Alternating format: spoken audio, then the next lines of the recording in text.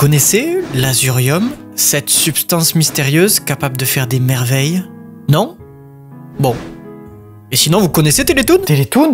C'est quoi le rapport? Télétoon, c'est la chaîne de mon enfance, qu'on trouvait sur le bouquet de TPS et qui possédait des dessins animés ultra marquants. Enfin, pour moi. Oui, parce que pour moi, Télétoon est vraiment un condensé de nostalgie. C'est cette chaîne qui m'a apporté la passion de l'animation et qui m'a fait découvrir la plupart de mes séries préférées, comme Beyblade, Bob l'éponge, Danny Phantom, Keroro, Mes parrains sont magiques, Prudence Petit Pas, Spider-Man, Transformers Armada, et même Mew Mew Power et Winx Club. Ah, pas Digimon. Ouais, pas Digimon.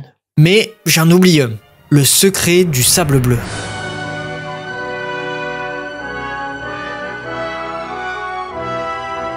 Une des séries les plus belles que je connaisse, pour laquelle j'ai créé Vivera. Avec Digimon. Avec Digimon. Mais avant de plonger dans cette incroyable histoire, je dois vous avouer quelque chose. J'ai une certaine pression pour parler de cette série. J'ai toujours voulu en parler, mais j'attendais d'être suffisamment fier de mon travail pour m'y attaquer.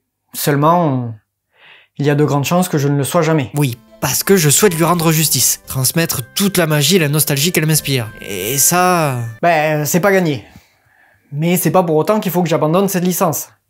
Donc voilà, malgré tout, j'en parle. Du coup, malgré cette pression et cette exigence, je vous fais enfin découvrir Jane Buxton. Nadia, tu veux dire? Nadia? Ben non, Jane. Non, je sais pas comment tu te gourres, mais c'est Nadia. C'est fou de faire ça. Bien sûr que non. Y a pas un seul perso de ce nom-là dans la série. Dans Nadia, le secret de l'eau bleue? Ben si, je pense bien. L'eau bleue? C'est le sable bleu. Qu'est-ce que c'est que ce bordel? Putain, c'est pas vrai. Oui, le truc c'est qu'il y a deux animés similaires. Le secret du sable bleu, dont on va parler aujourd'hui, et Nadia et le secret de l'eau bleue. Alors, non seulement les titres se ressemblent énormément, mais leur thème et leur histoire aussi, comme le fait que les deux séries parlent de substances mystérieuses et de protagonistes ingénieux. Elles ont aussi un héritage semblable avec Ghibli et plus particulièrement Hayao Miyazaki. Bon, surtout pour Nadia qui provient d'un projet abandonné appelé Autour du monde en 80 jours par la mer, par Miyazaki.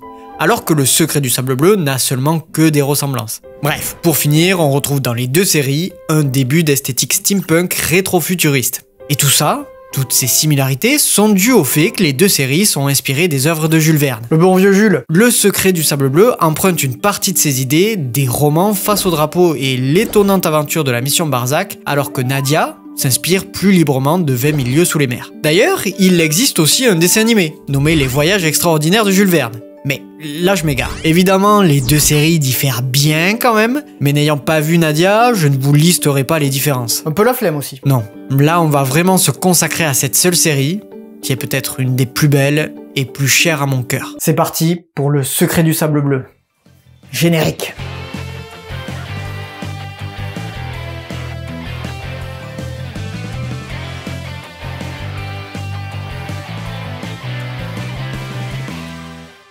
Donc, Le Secret du Sable Bleu, sorti en France en 2003 sur Télétoon. La série est une coproduction japonaise et coréenne de 26 épisodes de 26 minutes. Des épisodes bien remplis. Mais on parlera aujourd'hui que des 13 premiers. Mais je veux pas la rusher, donc hop, je divise la série en deux. L'histoire se déroule à la fin du 19e siècle, alors que Chambellan, le majordome de la famille Buxton, vient chercher Monsieur Buxton à la gare. Quand arrivent au château de Glénard, Monsieur Buxton se fait rassurer par une gouvernante. L'enfant n'est pas né. George, le premier fils Buxton, s'inquiète pour sa mère et le bébé. Ça fait des heures que le travail a commencé et c'est loin d'être fini malheureusement. Mais après une attente interminable et alors que... Qu'il en soit ainsi. Voilà, 5 minutes d'épisode et j'ai déjà chialé 3 fois. Bref, on retrouve Chambellan qui court partout. Pas très gentleman si vous voulez mon avis. Et pas n'importe qui. Sa nouvelle femme. Sa nouvelle femme? Sa nouvelle femme. Non mais quel drame. Oui, Lord Buxton, Edward, de son prénom, souhaite se remarier. Peut-être pour que Jane grandisse avec une mère, qui sait. En tout cas, Margaret, la nouvelle femme d'Edward, a l'air d'apprécier la petite lady. Et elle présente à son tour son fils, William. Je vous rassure, c'est aussi dur pour vous que pour moi, regardez. De plus, alors qu'il la supplie de ne pas l'abandonner, elle le laisse là. Visiblement à contre-cœur, pour j'imagine l'endurcir. Ou du moins, parce qu'il faut qu'il s'y fasse. Bon, la raison n'est pas très claire, mais ce qui est sûr, c'est qu'on l'entend sangloter en partant. De leur côté, Jane et Margaret accrochent bien, Jane offre même des fleurs à sa nouvelle maman. Toutefois, le mal-être de William et sa jalousie grandissante se font voir quand, pour Noël, Margaret lui offre un super pull qui le ravit. Jusqu'à ce qu'il semblerait que William ne veuille pas partager sa mère, quitte à déchirer son propre pull. Bien que ce soit des sentiments compréhensibles, il me fait quand même un peu flipper le gamin. Et ça ne va pas aller en s'arrangeant, parce que Margaret est malade. Très malade.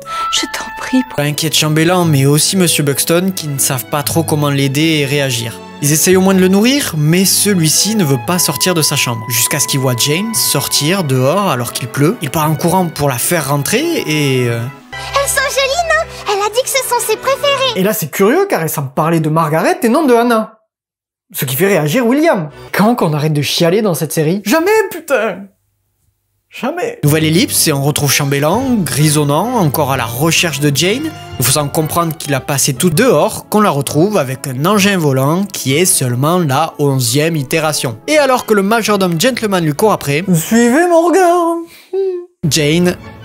Bon, elle se fait engueuler par Chambellan, Kate la domestique rigole et prévient George, on voit aussi William, qui a bien grandi, qui lui ne sourit pas de la situation. Et le lendemain, c'est sur la Jane 12 que la Lady retente sa chance, et c'est sur ça que se conclut l'épisode. Waouh, quel épisode! Un épisode extrêmement tragique qui met en place tous les personnages et la vie de merde de la famille Buxton. Quelle vie de merde, oui. Heureusement, il n'y a pas que du négatif. Jane signe l'espoir de repartir de plus belle, de voler au-dessus de ses problèmes. Quoi? Qu'est-ce que tu nous fais? Tu philosophes maintenant. Mais je t'emmerde, mon petit pote. Si je veux philosopher, je philosophe. Faut dire qu'avec les tragédies de ce premier épisode, j'ai pas trop envie de faire de vannes. Oui, ça je comprends. Il est toujours susceptible celui-ci. Bref, Jane est inventive, espiègle et rêve de voler, rêve qu'elle semble partager avec son frère George, qui justement a fini ses recherches et va les partager lors d'un colloque à l'Académie des Sciences. C'est William le colloque. Ouais, non, j'ai senti que j'aurais pas dû. Du coup, c'est quoi un colloque? C'est une sorte de conférence scientifique où le débat est ouvert. Justement, le débat se fait sur les recherches de George, mais pas dans le bon sens. Il n'est pas pris au sérieux. George parle de l'azurium, une substance qui serait capable de faire flotter dans les airs n'importe quel objet. En théorie, il est même tout à fait possible de faire le tour de la planète. De son côté, Jane est moquée en classe pour son espoir de faire également voler des machines. Quant à William, il travaille dans la banque de Lord Buxton, et c'est un excellent élément, dont celui-ci est fier. Très fier, donc, vu qu'il est même validé par un membre apparemment important de la banque, contrairement à George, pour qui ça tourne mal, vu que personne ne croit à son projet et ses théories. Malheureusement, les choses vont empirer quand Lord Buxton va voir que William traîne avec un escroc, ce qui l'inquiète particulièrement. C'est quoi cette tête qu'il fait là? Je force un max pour pas péter... Et en faisant des recherches, Edward va trouver des choses regrettables et le confronte lors du dîner. Et quel dîner? Lord Buxton accuse directement William de détourner des fonds, alors que lui prétend les investir. Père, Bon, déjà, vous noterez qu'il l'appelle père. Seulement, ça dégénère. tu salis notre nom. Edward est extrêmement déçu, sûrement car il envisageait de lui léguer la banque, et voir qu'il ne possède pas les mêmes valeurs le blesse clairement. C'est un messager du Parlement qui l'a apporté. Grande nouvelle enfin, George est finalement sélectionné pour partir en Orient, pour faire ses recherches sur l'azurium. Évidemment, grosse fierté pour le padré. Comment ça tu veux faire payer à papa? Mais non, t'as mal compris. Ah non, t'as parlé hyper fort, même papa t'a entendu. C'est exact. Plus sérieusement, ça attriste Jane. Part dans sa chambre. Après ça, on apprend que le recteur, Christopher Barzac, qui était là durant le colloque de George, lui fait évidemment. Ils prennent alors une photo de famille, mais William reste à l'écart et ne s'intègre pas aux autres, bloqué par sa jalousie. George fait ses au revoir à tout le monde. Quand je reviendrai, tu seras enfin capable de voler comme un oiseau. Je te l'avais promis. N'écoute pas un traître mot de ce que lui dit son frère. Enfin, son beau-frère, et non du coup.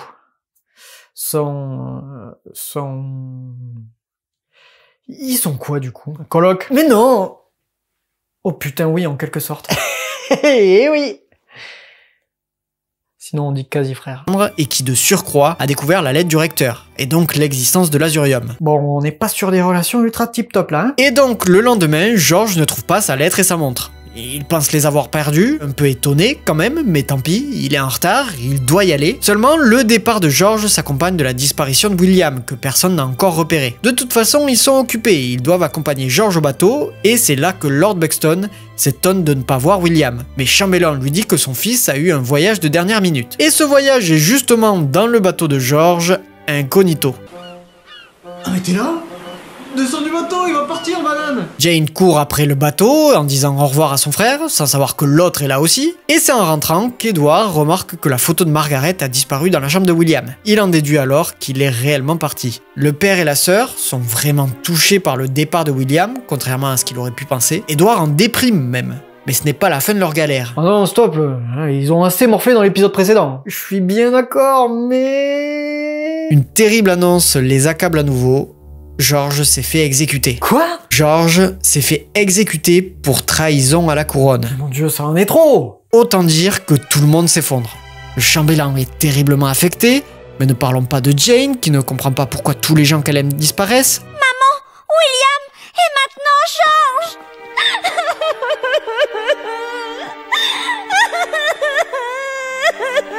Seulement, ce n'est pas fini. Non, là c'est trop, je me casse. Je peux pas endurer plus que ça. Je peux pas lui en vouloir. Seulement, qui me filme s'il se barre? Oh, pardon.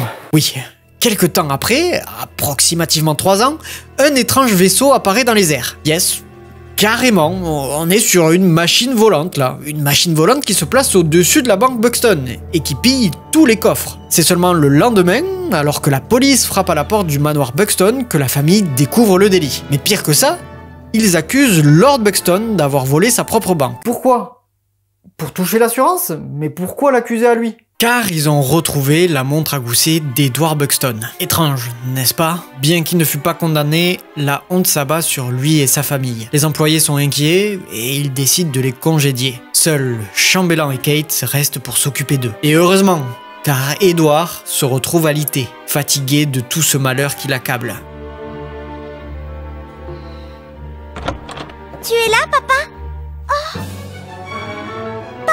Jane va alors beaucoup s'occuper de lui, ce qui va attrister Chambellan, car elle ne devrait pas avoir à subir tout ça. Quand est-ce que la malédiction Buxton va-t-elle s'arrêter? Eh bien justement, un soir, Jane reçoit une lettre. Enfin, une enveloppe adressée à Jane Buxton, et qui contient seulement une pierre bleue. Jane pleure alors, sans raison particulière, et en même temps pour un trop-plein plus qu'évident. Et en pleurant sur la pierre, celle-ci se transforme en sorte de bulle brillante et phosphorescente qui finissent par devenir du sable bleu. On y vient. Elle range le sable dans sa broche offerte par Margaret à leur premier Noël d'ailleurs, et en analysant de plus près cette enveloppe, elle reconnaît la signature de son frère. Elle en déduit donc que George est vivant. Alors, elle va peut-être un peu vite, mais...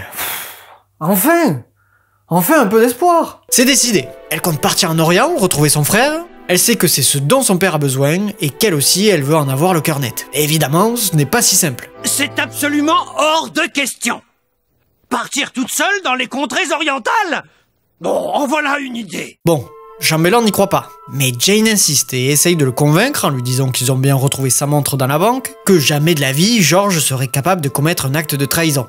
Le majordome admet alors que tout ça est étrange. Elle lui montre même l'écriture de George sur la lettre, mais c'est finalement Kate qui dit à Chambellan de lui faire confiance et de l'accompagner pour la protéger. Kate promet, elle, de s'occuper de veiller sur monsieur, et celui-ci capitule. Vous avez gagné, mademoiselle Jane. Votre fidèle serviteur, Chambellan, vous escortera même jusqu'à l'autre bout de la terre. Non mais sans déconner, c'est pas trop beau? Je veux dire, c'est quand même hyper touchant cette histoire. Après tous ces drames, la jeune fille et le majordome qui partent retrouver le frère, c'est le geste d'amour ultime envers cette famille brisée. Non? Bref, Jane salue son père le cœur lourd, pendant que Kate ramène sa canne à pêche à Chambellan, qui l'avait oublié.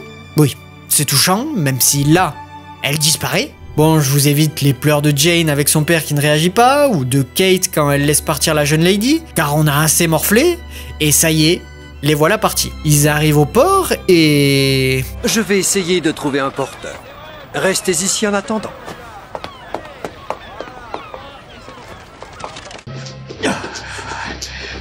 On dit arthrite. Mais... Mademoiselle Jane? Et alors que Jane attend Chambellan, elle aperçoit un type hyper louche en train de chipper un sac. Mais au moment où elle part pour l'arrêter, un chien qui semble être un teckel lui saute dessus. Par chance, le voleur prend peur et repose le sac, alors que du monde fonce sur Jane pour s'assurer qu'elle va bien. On y retrouve d'ailleurs le recteur Barzac. Celui qui a engagé George, celui-là même. celui qui a envoyé la lettre à George. Bref, Barzak a l'air d'être un parfait gentleman lui aussi, vu qu'il vient immédiatement au secours de Jane, ou du moins vérifier que tout aille bien. La propriétaire du chien arrive alors le récupérer sans une excuse, ce que Jane lui fera remarquer. Vous pourriez avoir la politesse de vous excuser. Et puis quoi encore? Vous n'avez qu'à pas vous trouver en travers de son chemin. Au passage, elle a la voix de Tante Pétunia. Voilà ce que nous allons faire. Quand nous sortirons, nous t'achèterons 2 autres cadeaux. Ça te va, mon petit agneau? Elle remercie finalement Barzak, sans savoir qui il est, et retrouve Chambellan. Il monte enfin sur le bateau et un coup de mou la submerge, en pensant à ses au revoir à George, qui étaient peut-être des adieux. Elle fait la rencontre du capitaine, qui la réprimande de se mettre en danger toute seule, et plus tard elle tombe sur Banshee, un jeune garçon d'équipage. D'ailleurs, le capitaine demandera à Banshee de s'occuper de Jane, qui s'intéresse au côté mécanique et technique du bateau. Bon, ça amènera à une situation dangereuse, où Banshee challenge Jane de grimper et de récupérer le mouchoir, chose qu'il pensait largement trop risquée pour qu'elle essaye, seulement, comme il dit, Elle est complètement folle. donc ça fout la merde, car de manière assez logique, elle va se mettre à paniquer. Banshee va essayer de la rattraper, mais les autres passagers vont voir la scène et s'affoler. Tout le monde va se rassembler, Chambellan, le capitaine et finalement Barzak, qui va foncer à son secours, à nouveau. Barzak, le goth ou quoi? Et Chambellan? Chambellan, le goth ou quoi? Ah, et au fait, regarde l'heure. Putain, oui. Allez, j'accélère. Je disais donc que Barzak sauve à nouveau Jane, seulement ça ne sauvera pas Banshee, car oui, celui-ci va se faire retirer son rôle sur le bateau par le capitaine qui considère qu'il est la cause de l'incident. Jane fait alors en sorte qu'il soit disculpé et partage avec lui son rêve de voler. Ils explorent la salle des moteurs et se promettent chacun de venir voler et naviguer avec l'autre. Lovers. Après ça, la maîtresse du petit chien accuse Jane et Banshee de lui avoir volé des bijoux, et encore une fois c'est Barzak qui viendra prendre leur défense. En réalité, c'est le chien, nommé Wolfgang Amadeus, qui volait tous les bijoux du bateau. By the way, c'est alors qu'elle dépasse les bornes en frappant son chien, que son mari, qui passait son temps à demander des excuses pour son comportement, craque et lui met une tarte. Arrivés à destination, Jane et Chambellan font leur radio au capitaine, à Banshee et Barzak, et alors qu'ils allaient partir, ils découvrent que la connasse, disons les termes, a abandonné le chien. Jane décide alors de l'adopter et le renomme Comet. Juste après ça, ils loupent leur place pour le train vers l'Orient, mais Barzak partage son compartiment. Bon, le type est un véritable héros, faut le dire, mais Jane est tout de même méfiante et se présente comme James Stewart, rendant visite à son frère. En chemin, il secourt Myria et sa mère, toutes les deux malades. D'ailleurs, si Jane est méfiante envers Barzak, c'est principalement à cause de Schultz, un de ses gardes du corps ultra froid. Mais aussi car il semble ne pas tout raconter. Mais du coup, comme elle finalement. Toutefois, après avoir sauvé la mère et sa fille, Jane changera son avis sur Schultz. Et on apprend que la femme et la fille de Barzak sont décédées de maladie. Une fois arrivés, ils se diront à nouveau au revoir. Nous devons y aller, monsieur Barzak. Très bien. Au revoir, Jane. Au revoir, messieurs. Et le voleur, qui était ici déguisé différemment, rencontre un homme étrange. Qu'allons-nous faire? Continuez de le surveiller et essayez d'en savoir plus. Si jamais il se mettait en travers de notre route... Viens par ici. Oh. Bon, on fait comme si on n'avait pas reconnu le type. Un type étrange récupère Barzak et on découvre que c'est le lieutenant Marcenet qui va commander l'opération. Le pauvre Chambellan a peur de ne pas être utile à Jane dans un pays étranger, donc il décide de chercher un guide. Pendant ce temps, le voleur espionne encore Barzak, mais sous une nouvelle apparence. Et de son côté, Chambellan est aussi pris en filature par un jeune brigand. Il va essayer de piquer le portefeuille du majordome, mais celui-ci ne se laisse pas faire, et surprise, c'est Jane qui essaye de l'arrêter. Ça le déstabilise un peu, d'autant plus qu'il la blesse malencontreusement. Non, mademoiselle Jane.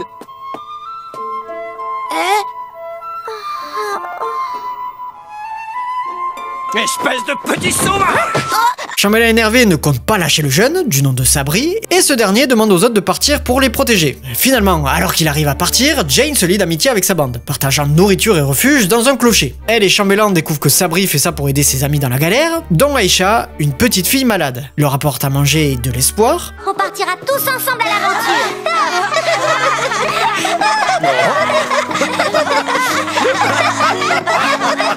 Encore un moment qui fait chier à l'axe. Bref, de fil en aiguille, Sabri acceptera d'aider Jane et le majordome, malgré le fait qu'il se chamaille pas mal avec ce dernier. Arrête de jouer au grand seigneur avec ton argent. Oh, toi, petit sagouin! J'en ai assez de me faire traiter de trucs bizarres. J'ai un nom, moi, comme tout le monde. Je ne crois pas mes oreilles! Il vous a appelé Poulette! Ça va, le vieux schnock? Est-ce que tu veux que je vous aide ou pas? Oh!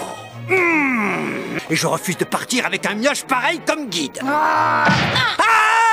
Les autres petits, eux, ont cherché un travail pour que Sabri parte l'esprit tranquille. Et les trois zigotos repartent à l'aventure. Enfin, 4 avec Comet. L'équipe atteint le désert, où Jane tente de piloter un char des sables, qui s'écrase. Pendant les réparations d'Abba et Ali, Chambellan tombe dans les vapes, et semble souffrir. Alors Jane s'en occupe.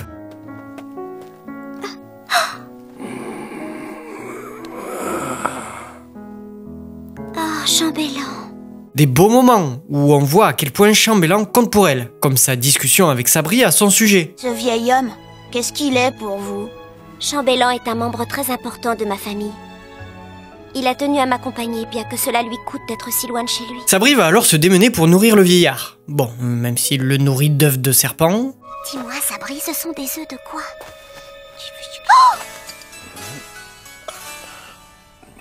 Au même moment, on découvre un vaisseau aérien. Sûrement celui qu'on a déjà vu, qui possède une pierre bleue immense et qui se déplace au-dessus du véhicule de Barzak. L'équipage le repère, mais personne n'en croit ses yeux. D'ailleurs, Marcenet préfère croire à des hallucinations, alors que Barzak répète « Avec de l'azurium, même une locomotive à vapeur pourrait voler. » De leur côté, Jane et Sabri sont bien embêtés, car les deux guides qui les ont conduits ici essayent en réalité de leur voler leur fortune et de les laisser pour morts ici. Situation ultra compliquée à gérer pour les deux jeunes, d'autant plus que Chambellan, dans cet état, est un fardeau. Heureusement... Mais qu'est-ce que tu fais? Oh, lâche-moi! Reste tranquille. Vous voulez que votre chère petite mademoiselle Jane se fasse tuer ou quoi? Sabri. Sabri fait alors de son mieux et emmène le majordome sur le petit véhicule et conscient d'être un poids, celui-ci décide de faire quelque chose d'extraordinaire. Oh? Chambellan! Il a enlevé son fut pour mettre un short. Oui, parce qu'à se balader en costume 3 pièces dans le désert, le pauvre homme s'est chopé une sacrée insolation. Mais par principe, ne voulait pas l'enlever. Bref, course-poursuite avec les deux connards, mais c'est grâce à l'un des deux, Abba, qui en réalité n'est pas un con, lui, qu'ils s'en sortiront. Une tempête de sable les immobilise ensuite, mais Sabri trouve une malle de provisions, que Jane croit avoir été envoyée par les airs. Chambellan raconte à Sabri l'histoire de Jane, qui a tant souffert de l'absence maternelle. Je repensais à l'époque où Mademoiselle Jane était encore une toute petite fille. Mademoiselle Jane n'a pas connu sa maman. Sa pauvre mère est morte juste après l'avoir mise au monde, paix à son âme. Oh? À nouveau en galère, l'équipe se fait récupérer par d'autres véhicules, qui n'appartiennent pas à n'importe qui, tout simplement à Barzak. C'est que la 3e fois qu'ils se retrouvent, ça va. À bord de l'Armadillo, le vaisseau de Barzak, donc, Jane convainc ses amis d'aider l'équipage. Mais Barzak les assigne maladroitement. Chambellan et Sabri aux machines et Jane en cuisine. Toutefois, après plusieurs fiascos, Jane demande d'inverser les rôles et c'est là que ça se déroule avec succès. Elle devient même pote avec les mécanos, McDougan le chef mécanicien qui ne l'appréciait pas du tout jusqu'à ce qu'elle fasse ses preuves, et Ken, un des ouvriers compétents. Bonjour, vous allez bien? Oust! Va-t'en, tu n'as rien à faire ici! Joli travail, hein? Ensemble, ils réparent une fuite importante, qui aurait pu stopper net leur aventure. Et heureusement qu'il y avait Sabri. Oh là là, ça coule! Mince alors, ça crame! Attention, ça pousse. Plus tard, alors que le vent tombe, l'Armadillo s'arrête pour faire une révision avant une zone dangereuse. Jane repère une épave sur une falaise, et Barzak monte une expédition pour voir ça de plus près. Et devinez ce qu'ils y trouvent? De l'eau bleue. Mauvaise série. Du sable bleu. Du sable bleu. Une rivière de sable bleu, qui intrigue tout le monde. Sans parler du fait que le vaisseau est tout en haut d'une sorte de montagne. Ça aussi, ça les intrigue un peu. C'est vraiment un vaisseau. Comment a-t-il pu arriver là? D'où est-ce qu'il vient? Et à qui il appartenait? Mais pour Jane, le lien est évident. Moi, je crois que c'est peut-être George qui a construit cette machine volante. Donc finalement, l'équipe repart avec plus de questions que de réponses. Nous, par contre, on se fait une petite idée du secret du sable bleu. On découvre Camille. Encore un personnage dont j'étais amoureux gamin. C'est normal ou pas?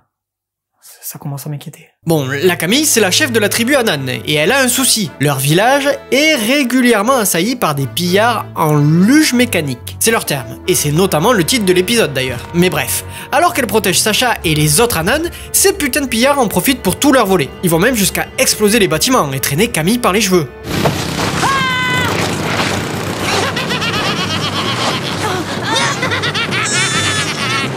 Ok. Lui, je me le fais. C'est toujours un dessin animé, mec. Non, mais je sais, je plaisante de fou, t'imagines? Ouais. Là, j'imagine bien qu'il faut s'inquiéter, là. Pourquoi c'est moi le raisonnable des deux? Mais ça va plus loin que ça. Ils essayent même de récupérer une femme du village, et Camille, qui s'interpose à nouveau, se fait rechoper les cheveux et frapper à la chaîne. C'est qu'après avoir laissé le village en feu, que les pillards repartent et leur annoncent qu'ils reviendront à la prochaine pleine lune. Et alors que tout le monde est désespéré, Camille décide de faire quelque chose pour protéger sa tribu.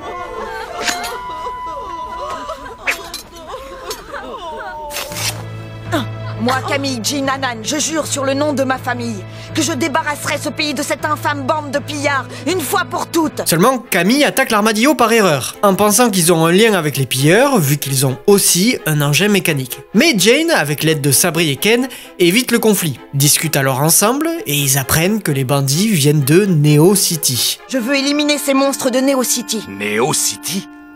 C'est un véritable fléau pour la région. Ils attaquent les villages sur des luges mécaniques qui sont plus rapides que des flèches. Selon les rumeurs qui circulent, elles se trouveraient assez loin d'ici, plus à l'est.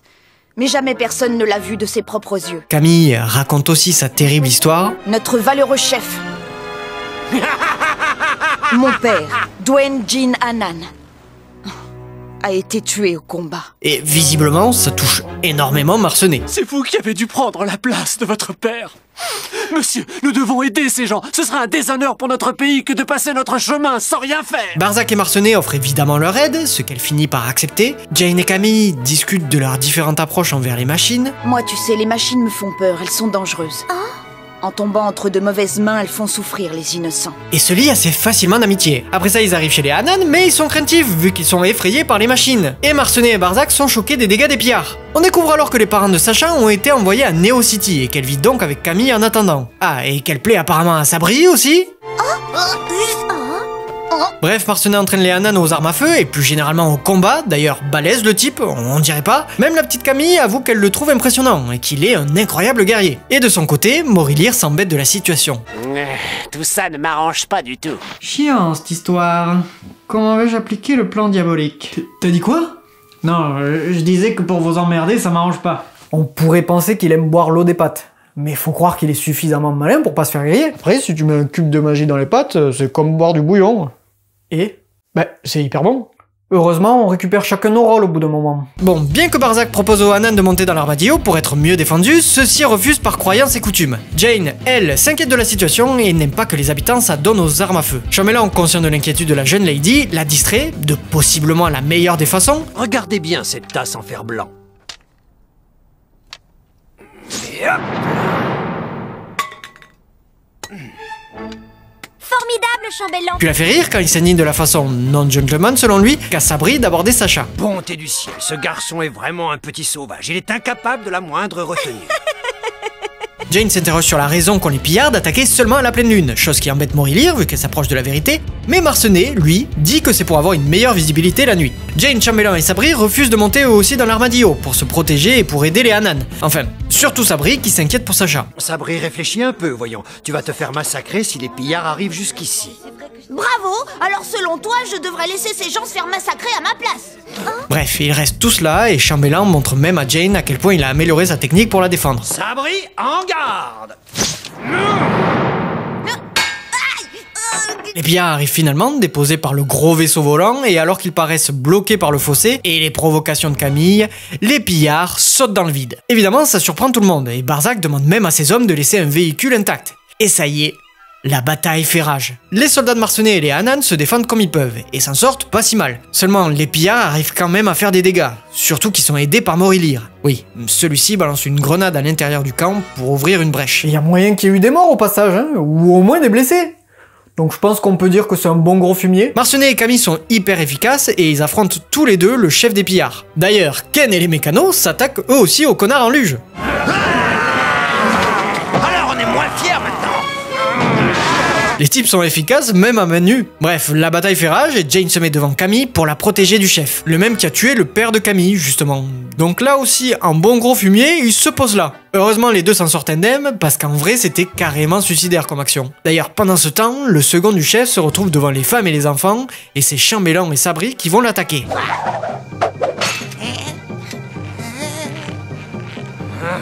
Sabri, vas-y! Ils ont donc l'avantage, et ils les ont même plutôt humiliés, chose que lui dit Morilir. Tu me fais pitié. Quoi? Tu as échoué, fiche le camp d'essai.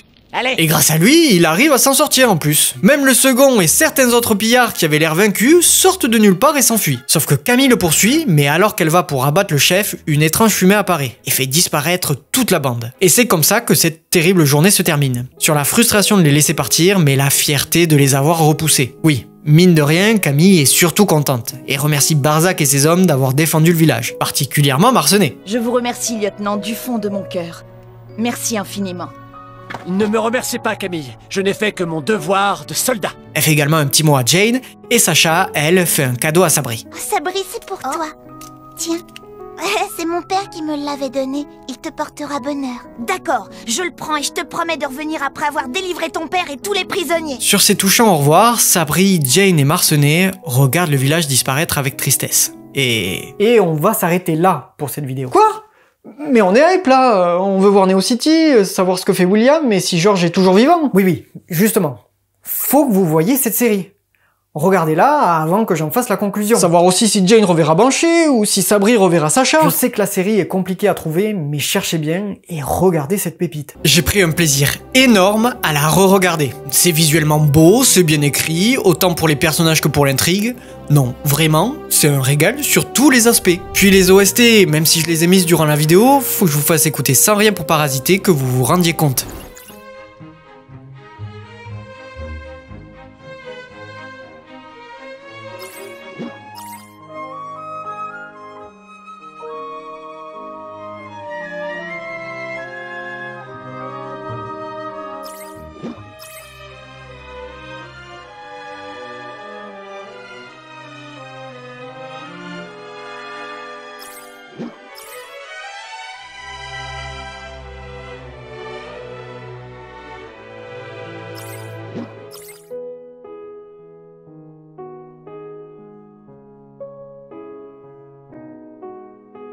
Et du coup, je ne ferai pas de conclusion ou d'analyse de personnages ici, car je préfère garder ça pour la prochaine vidéo sur le sujet. Je rends justice à Chambellan, Sabri, Barzak, Jane et j'en passe. Tous ces merveilleux personnages, et leurs relations avec les autres sont passionnantes et particulièrement touchantes. Voir le lien entre Jane et Chambellan n'arrêtera jamais de me bouleverser. Et si je dois vous convaincre plus que ça, faut que vous sachiez que c'est la série que j'ai le plus aimé regarder pour un vivera. Sans aucun doute. Il y a évidemment, et comme toujours, de la nostalgie, ce qui m'empêche d'en dire du mal. Mais malgré ça, malgré la nostalgie, la saison 1 de Totally Spies avait été plutôt longue. Tout comme Foot de rue à certains moments. Là, non. Là, je ressens pas de lenteur, d'ennui ou de répétitivité. Déjà parce que c'est complètement une série à suivre, mais aussi pour le côté plus sérieux de sa narration, qui est souvent édulcoré pour des séries pour enfants. C'est beaucoup trop bien. Avant de finir, je vais exceptionnellement vous repréciser que j'ai un Patreon, qui vous donne accès aux vidéos sans pub, et même en avance, en fonction de l'abonnement. Bref, j'aime de tout mon cœur cette série, et c'est probablement ma préférée ever. Une série touchante et bouleversante, qui débute avec des drames terribles, mais qui reste malgré tout positive et pleine d'espoir pour le futur. Et ça, son générique le fait bien ressentir. J'ai même pas calculé que t'avais pas mis le générique. Je peux te dire que certains l'avaient remarqué. Déjà moi je chiale à chaque fois que je le vois. Mais tu chiales tout le temps. C'est pas faux. Mais c'est trop triste aussi, putain. Ah oui, c'est pas joyeux, ça c'est sûr. Et encore, vous êtes pas prêts pour la partie 2.